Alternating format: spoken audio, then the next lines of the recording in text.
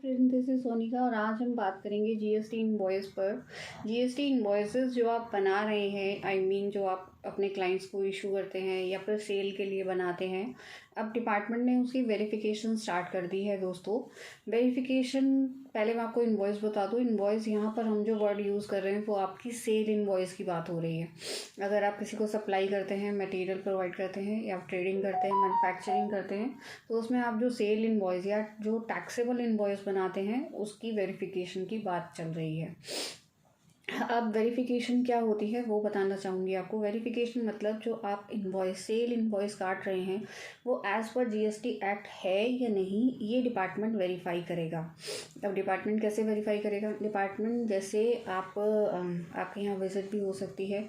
Department आपकी invoices को upload भी करवा सकता है, आपसे मंगा भी सकता है। ये सारी चीज़ें न्यू जो अभी डिपार्टमेंट में आई हैं दोस्तों, ये सारी चीज़ें एप्लीकेबल होनी स्टार्ट हुई हैं।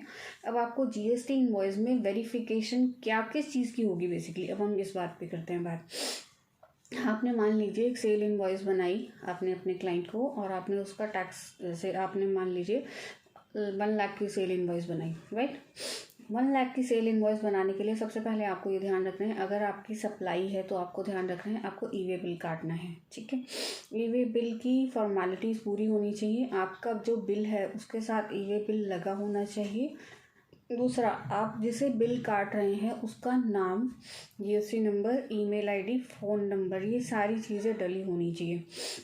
यूजुअली दोस्तों क्या होता है, जब भी बिल आप देखेंगे तो उसके अंदर ईमेल आईडी और फ़ोन नंबर नहीं डले होते हैं दोस्तों। तो ये जो 2-3 चीज़ें नहीं डालते हैं लोग, डिपार्टमेंट उसको फेक मानता है। डिपार्टमेंट कहता है कि अगर आप अपना email ID, address, phone number नहीं सब प्रोवाइड कराना चाहते तो इसका मतलब है कि आप फेक इन्वॉइसेस काट रहे हैं। तो आपको अपनी इनवॉइस, जो भी आपको इनवॉइस काट के देनी है सप्लायर को, तो आपको उसके ऊपर email ID, phone number, GST number, address, अपने द्वारा दी गई सारी डिटेल्स, कंप्लीट डिटेल्स देनी है। आपको कोई भी डिटेल ऐसी नहीं है जो छोड़नी है। जैसे आपको अपना मोबाइल नंबर है तो वो डालना है, लैंडलाइन नंबर है तो वो डालना है, एड्रेस पूरा डालना है, जीएसटी नंबर डालना है, और आपका जो भी आपकी डिटेल है, मतलब प्रोडक्ट की डिटेल तो आप डालेंगे ही। प्रोडक्ट है, क्वांटिटी है, एचएसएन कोड है, ये सब चीज़ें आपको डालनी है। टैक्स को अलग शो करना है, ऐसे प्रॉपर इनवॉइस बना के देनी है। एक चीज़ और जो मैंने काफ़ी बार इनवॉइसेस पे देखी है, लोग क्या करते हैं, इनवॉइस सॉफ्टवेयर से बना के दे देते हैं लेकिन इनवॉइस के ऊपर साइन नहीं करते दोस्तों। जहाँ पे इनवॉइसेस पर साइन नहीं होते हैं वो इनवॉइसेस जो हैं वो भी फर्जी मानी जाती हैं।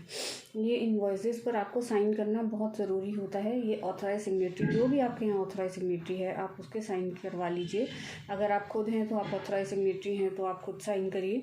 इनवॉइसेस कभी भी साइन और स्टैम्प के बगैर नहीं जानी चाहिए दोस्तों। अगर आप साइन और स्टैम्प के बगैर अपनी इनवॉइसेस को भेज रहे हैं तो वो फेक मानी जाएंगी। ऐसे ही जैसे आप email ID, phone number, address वगैरह नहीं दे रहे हैं उसके ऊपर, तो वो फेक के दायरे में आ जाती हैं। डिपार्टमेंट इन चीज़ों को ज़्यादा नोटिस करता है। अब आपने इनवॉइस काट दी, राइट। अगर वो इनवॉइस 1 लाख के ऊपर की हुई तो आपको उसके साथ सपोर्टिंग में ई-वे बिल भी लगाना है। आपने क्या इनवॉइस काट दी, राइट, आपने ई-वे बिल नहीं काटा तो आप वहीं पकड़े जाएंगे, क्योंकि आपका ई-वे बिल आपके पोर्टल से आपके डिपार्टमेंट के पास पहुंच जाएगा, ठीक है। अब इसके अलावा एक और गलती जो यूजुअली करते हैं लोग, क्या होता है, वो बिल ले लेते हैं पीछे से, परचेज़ के बिल, आप समझ सकते हैं। परचेज़ के बिलों की भी वेरिफिकेशन दोस्तों इसके बाद हो सकती है। परचेज़ के बिल आप लेते हो, मान लो आपने 1 लाख के बिल ले लिया और आपने उसको सिर्फ 1 लाख के ऊपर मान लीजिए 18% का टैक्स था, आपने उसको 18% पे कर दिया और बैलेंस अमाउंट पे ही नहीं की, तो आप सीधा सीधा पकड़े गए। आपने 18% दिया और बैलेंस अमाउंट उससे ले लिया, जो भी आपने कैश है, जो भी आपने जितने पे भी आपने उससे बिल ख़रीदा। तो ऐसे नहीं करना है। अगर आप बिल पीछे से ले रहे हो या जो भी आप परचेज़ कर रहे हो, वटेवर, देखिए आपकी प्रॉपर पेमेंट होनी चाहिए। अगर आप जेन्युइन परचेज़ कर रहे हैं तो आपको फुल पेमेंट की ट्रांजैक्शन दिखानी है, फुल पेमेंट करनी है उसे, ठीक है। ये चीज़ें बहुत ज़रूरी होती हैं दोस्तों जेन्युइन जीएसटी के दायरे में रहने के लिए। अगर आप कुछ गलतियां कर देते हैं, जैसे आप आरएसटी का प्रिंट अपने प्रीमिसेस में नहीं लगाते हैं, तो वो भी एक प्रोविज़न है, गलत प्रोविज़न है। उस पर भी पेनल्टी चार्ज हो जाती है। जैसे आप अपना बोर्ड जीएसटी अपना बोर्ड नहीं लगाते अपने मिसेस पे, तो ये भी एक दिक्कत है। तो बहुत सारी चीज़ें हैं जिनमें अब जीएसटी के जो इनवॉइसेस हैं, सेल और परचेज दोनों वेरिफिकेशन स्टार्ट हो गई हैं। और बहुत सारे फैक्टर्स हैं जिनसे जीएसटी डिपार्टमेंट जो है वो पकड़ लेता है कि कौन सा बिल जेन्यून है, कौन सा बिल फर्जी है। तो आपको ये सारी चीज़ें ध्यान रखनी है जब भी आप सेल का बिल काटें या फिर आप परचेज़ लें। और ध्यान रखना है कि अपनी डिटेल कम्प्लीटली डिस्प्ले करें आप अपनी इनवॉइस पे। अगर आप परचेज़ ले रहे हैं तो आप चेक करके लें कि परचेज़ में भी ये सारी चीज़ें होनी चाहिए। आई होप आपको मेरा ये पॉइंट समझ आ गया होगा। तो दोस्तों मिलते हैं नेक्स्ट वीडियो में। Thank you.